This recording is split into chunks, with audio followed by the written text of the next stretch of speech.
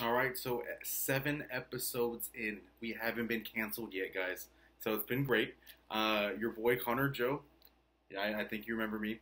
I took a private jet. I just got into Los Angeles today, and I'm ready to talk hard hits. I'm ready to talk about last week, and I'm ready to get this ball moving on a crazy week that we had.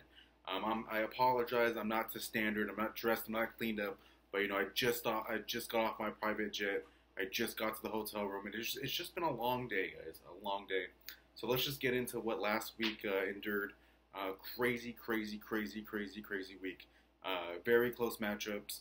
A couple of heartbreaks, and obviously the elephant in the room. Mike beat Steve. I mean, let's say it how it is. Mike beat Steve. Congratulations, Michael.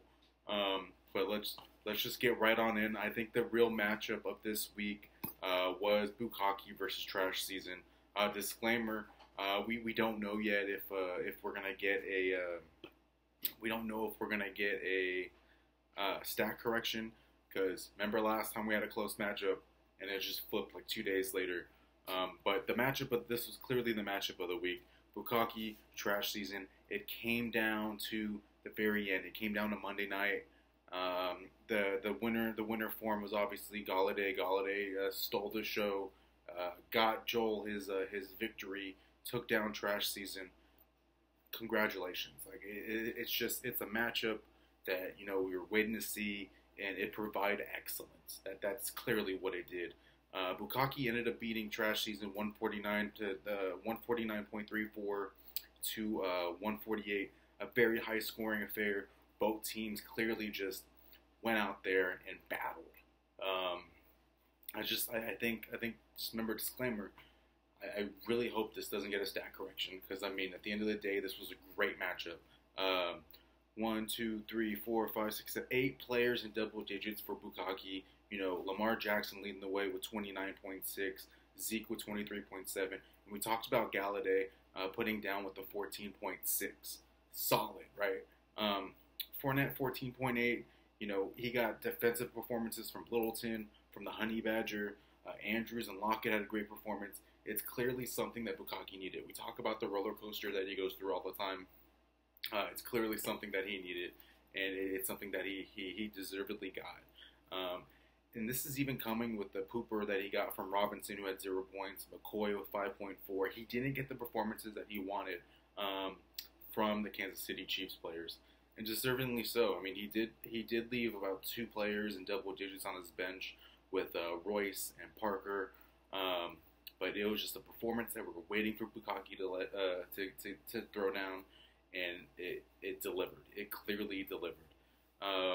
We look at what Trash Season, it shouldn't be dismissed what he put down as well. He had 6 players in double digits. Kyler Murray put down somebody that we don't think very highly of.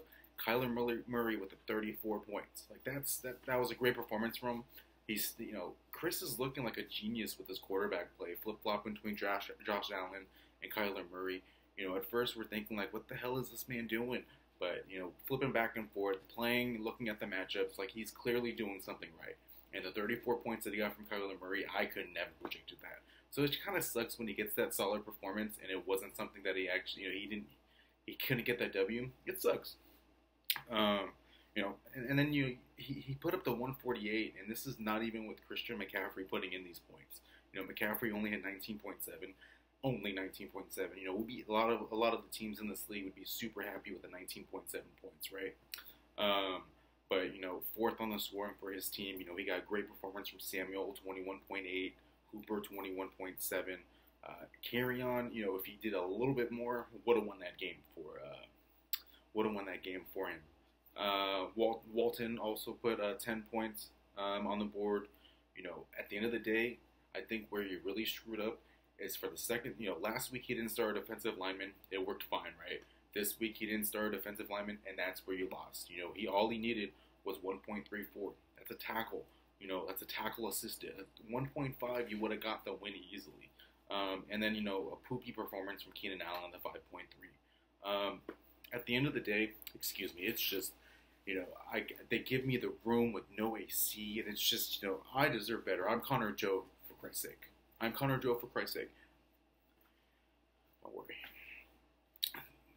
fucking the commissioner can't even house me in better places like that. You know, it looks like I'm in the savannah right now with this shit.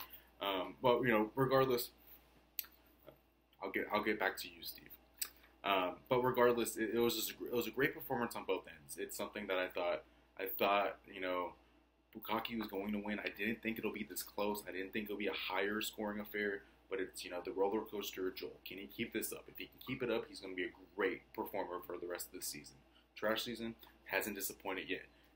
And, you know, he's rounding up the bye weeks. The bye weeks are almost over with. And if he can get through the bye weeks, really show his true colors moving forward. The next matchup we take a look at was another Monday night close one. No Fat Chicks and Team Boo Boo. Team Boo Boo, I don't. This guy's just scratching victories through the books right now, and it's absurd. I mean, No Fat Chicks is going through a roller coaster also. Right now, he's going through a bad spell. You know, a couple of close losses here and there. You know, we got a win last week. We thought he was moving in the right direction, but to lose to Team Boo Boo is Boo Boo. You know, Team Boo Boo wins 109.46, going up against the 108.34. There's not much we can say that positive for No Fat Chicks. You know, we did have 5 players in double digits, but we take a look at, you know, one of those 5 players was a defensive player. Carson Wentz, 22.5 was his leading scorer. That's not bad. Edelman, 15.8. Ingram, 14.4. Duke Johnson, 12.4. It's just what he laid down. You know, we look at the good performances, but we also have to dive into the shittier performances. And, you know, Richardson, a 0. Cooper, that was the knockout blow. Cooper getting knocked out early in the game in 0.8. Brown on the Rams, you know, starting for Gurley, only got 4 points. Zach Ertz with only 5.4. It's just a performance that sometimes you just need to shrug it off, I guess. It's kind of frustrating if I was in his shoes right now. Especially when you lose to Boo Boo. Like, Juan's the last person you want to lose to, next to Jeff. And look at what Jeff's doing now, right? But Juan's the last one you want to lose to. Especially, you know, he only had 4 players in double digits. Considering one of those, the leading scorer of the whole matchup was Denver defense, like with 25 points. It's frustrating. You know, going up against that is frustrating. He starts the same fucking people. It's either Tom Brady or somebody on the Niners or just somebody he knows. Like, that's all it is. He picks up names that sound familiar. It's like Amy picking, for Christ's sake. It's like, oh, I know that name. That's how it works. You know, we got Tom Brady, 18.9. Alshon Jeffrey, 18.6. Sony Michel, 12.3. That was it. You know, we look at, he had more shittier performers than he had positive performers. And it sucks that Jimmy Graham's 2.7 points was what won the game for Team Boo Boo. 2.7. That's frustrating. You know, he started Jalen Ramsey again. 0. He started Nick Bosa. 0. Melvin Gordon. 1.2. Debo Samuel. 4.7. And we talked about Jimmy Graham, he's a stinker. And he stunk it up. And then Juan gets rewarded for it. 2.7. And what does that mean? Juan is sitting at 3-3. Sitting on the same record as No Fat Chicks. Like, you look at those two, they are identical. We look at the record. And Team Boo Boo is a horrible team. But all he does, he continues to win at the right time. The matchups just are favorable for him. And it's just very frustrating. Like, just reviewing this myself, it's frustrating to see this. Like, it makes me want to own a fantasy team in this league, because it's just like anybody can win in this league if you're going against Team Boo Boo.